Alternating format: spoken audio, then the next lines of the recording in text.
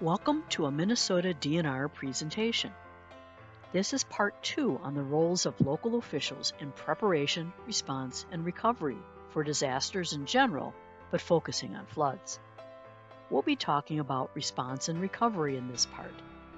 Part 1 covered preparation for disasters. Many different community staff have roles before and after the flood, and we'll touch on many of those roles. Hopefully your community has done a good job on preparing for a flood and has a response plan in place.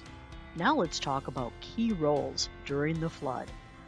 Doing rescues and keeping your citizens safe will be your first priority. And figuring out what parts of your community are most affected.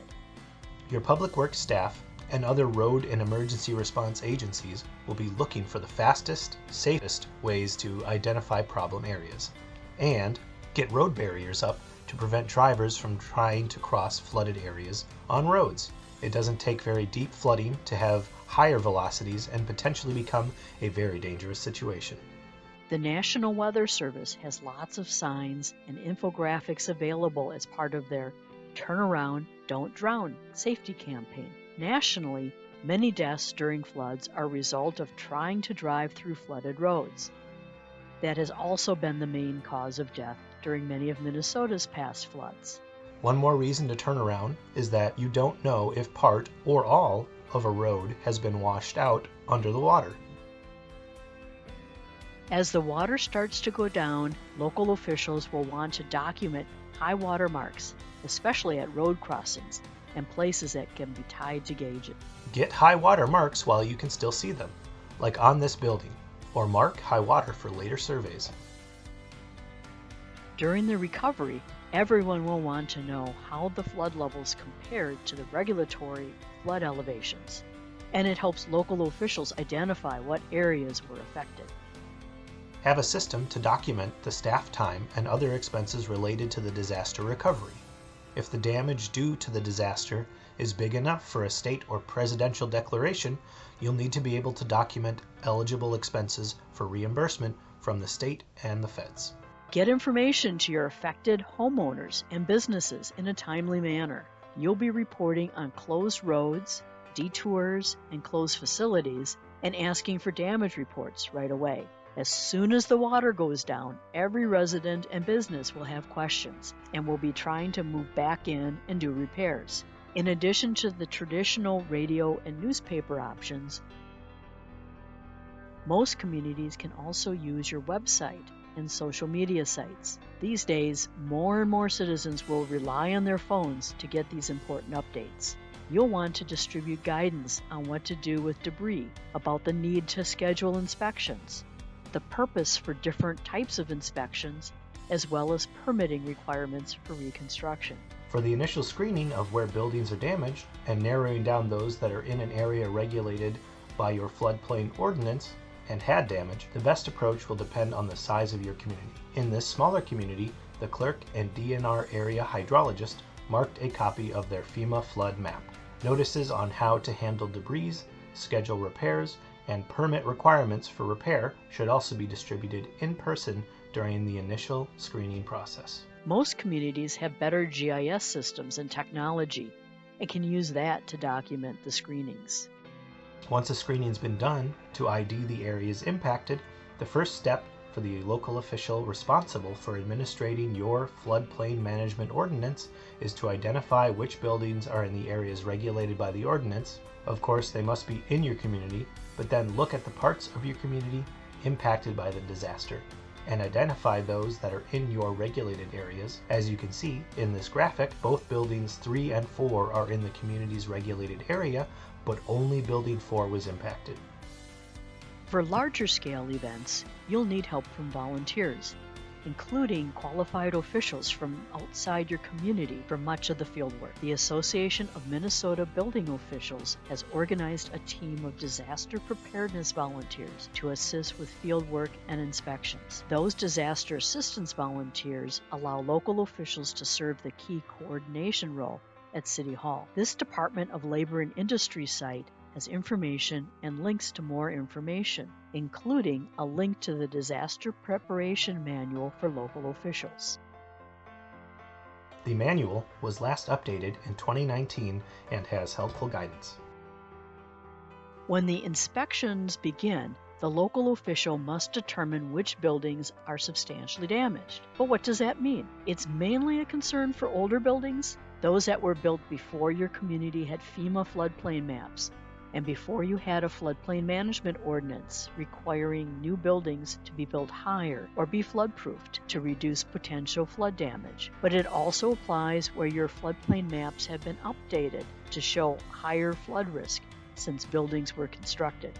But if the cost to restore a building to pre-damage condition is more than 50% of the market value of the building itself, not including the value of the land, it is substantially damaged and must be brought into compliance with your floodplain management ordinance standards, like meeting minimum lowest floor elevations. And note, we're talking about the full cost to restore to the pre-damage conditions, regardless of what repair work is actually done. The FEMA Substantial Improvement Substantial Damage desk reference has lots of handy flowcharts and lists of specifics on what costs must be included or can be excluded to determine if it's substantially damaged. And when do your inspections need to start? As soon as it's safe to do so. As those with lots of flood response experience say, get out there while the fish are still flopping on the couch. A number of different parties will need to inspect affected structures, and the local government should coordinate the scheduling to reduce the number of visits as much as possible. You will want to ensure that you obtain written permission to access the site and that all of those entering the building have proper identification. There are many purposes for the inspections. Checking on the habitability of the building. Is it safe from a health and safety standpoint to live there? The assessor's office, checking on the level of damage for tax purposes. The local official administering the floodplain ordinance must determine whether the building is substantially damaged, if it's in the area regulated by the ordinance. Insurance adjusters will be responding to claims, and initial damage inspections by local officials to determine if the disaster cost is large enough to possibly qualify for a state or presidential disaster. If it's a bigger disaster, and if the initial damage inspections showed it's potentially big enough for a state or federal declaration, staff from the Minnesota Homeland Security and Emergency Management Division will lead preliminary damage assessments, or PDAs, and many other agencies might assist. There are two types of PDAs. The most common is to document damage to public infrastructure and buildings for potential public assistance, or PA. PDAs can also be done for damage to homes and businesses for potential individual assistance, or IA, but federal declarations for individual assistance are much rarer in Minnesota. Volunteer organizations may also help. FEMA has this nice summary of potential inspections that you can share with your residents and businesses. Once you start inspecting impacted buildings in areas regulated by your floodplain management ordinance, you will want to triage. If it is clearly substantially damaged, documentation will be easier. If it is clearly not substantially damaged, you'll document the damage, get a cost estimate, and issue a repair permit. But after some inspections, you will need more detailed information to determine if it's substantially damaged. Even as you start doing inspections, your initial screenings may not have identified all structures with damages. Monitoring cleanup activities will be a good way to verify such structures require an inspection. Some substantial damage determinations are easy. Some determinations that it is clearly not substantial damage are also easy, like this small amount of flooding on a building that's metal and concrete. If it's clearly not substantially damaged, get your documentation and issue a repair permit. It's very common to have water in the basement. They may need to replace the furnace and water heater and will have cleaning up to do, but don't show signs of more extensive damage that might mean they are substantially damaged. With a quick documentation of damages and cost estimates, they can be given a permit to do the repairs. You'll want to specify the repairs being done and utilities being replaced, so it doesn't grow into a bigger improvement project. Even when it's clearly not substantially damaged, be sure to document all damages, the height of flooding, and get photos. You'll want to be sure to keep a detailed photo log, clearly identifying the address or location for the photos. In this case, we see a water line a couple feet up, and it doesn't look too bad.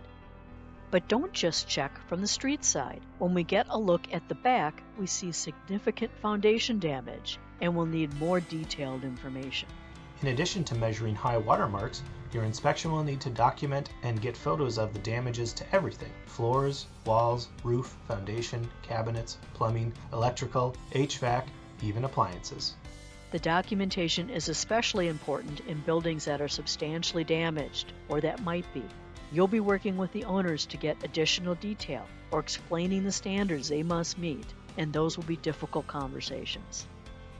Be sure to check whether they have flood insurance. If they are substantially damaged due to flooding and have flood insurance, they'll need a formal letter from the local official making a substantial damage determination. Then, they are eligible for a rider on the flood insurance called Increased Cost of Compliance, or ICC. That means they can get up to $30,000 for the extra cost to bring the building into compliance with the community's floodplain management regulations.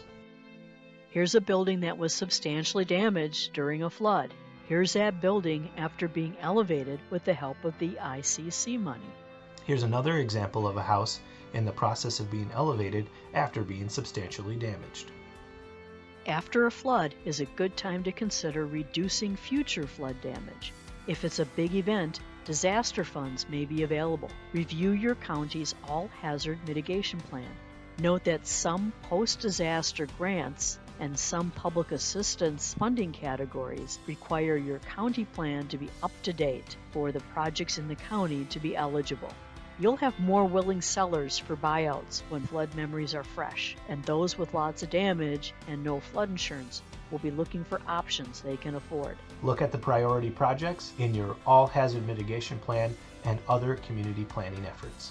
Learn more about available grants at federal, state, or local level. Projects can range from relatively small to large community-wide projects. During the frigid flood of 1997, flood fighters in Granite Falls had many challenges, and there were concerns for their safety.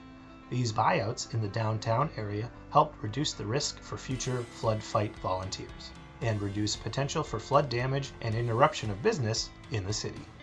Here's an example of a bigger neighborhood project where the houses on the riverside of the road were bought out and a neighborhood-scale dike was placed to reduce the flooding risk for the remaining homes. The whole city of East Grand Forks was heavily damaged during the flood of 1997. In response, about 400 properties were acquired and a levee was set back as part of a community-wide flood risk reduction project. Go to the Minnesota DNR's floodplain management page using the quick link mndnr.gov/floodplain for access to many resources. The DNR flood preparation, response, and recovery page has links to most of the resources we've talked about, and more about flood mapping and data can be found in this Maps and Technical Resources link. And many counties have links to new data or work maps or preliminary new maps at the quick link mndnr.gov/county-fp data.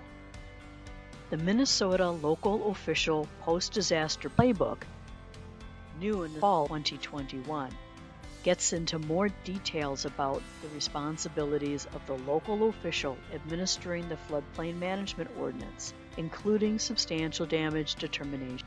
And ready for the next steps? Under this video, you'll see the DNR logo and the words Show More. Click on the Show More to expand the information you can see.